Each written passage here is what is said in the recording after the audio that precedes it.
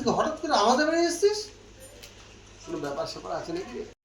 আর তোদের বাড়ি এসছি আমরা স্যার খেতে এসছি কেন বলতো? সোনুরাজ কায় বুড়ো ভাত দিচ্ছে তাই।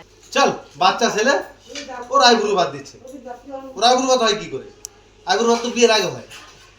এতটুকু বাচ্চা ছেলে আইবুড়ো ভাত হয়? আমি জীবনে শুনি। কেন হবে না বুড়ো ভাত? ছোটবেলায় আই বুড়ো ভাত হয়। কে বলেছে তোকে বিয়ের আগে ছাড়া আই বুড়ো ভাত হয় না? আমি বলছি তো হয় না। বলছি তো হয়। আমি বলছি হয় না। আবার কথা বলছিস? আমি বলছি হয়। ভাই তোর সঙ্গে আমি তর্ক করবো না। তুই জিতে গেছিস? তুই জিতে গেছিস তো? হ্যাঁ হয়, আমি জিতে গেছি।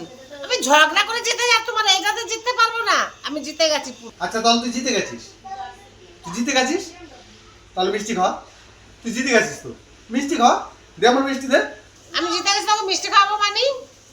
হ্যাঁ আমি জিতে নিতে নাই, তুই তুই জিতে গেছিস, যা তুই মিষ্টি খাওয়া। কেন তুই তো বললি তুই জিতে গেছিস? তো এবার তুই মিষ্টি খাওয়া। আমি জিতে গেছি তো, তুই মিষ্টি খাবি তো? ঠিক আছে, তোকে আমি মিষ্টি খাওয়াবো। হাকর হাকর হাকর।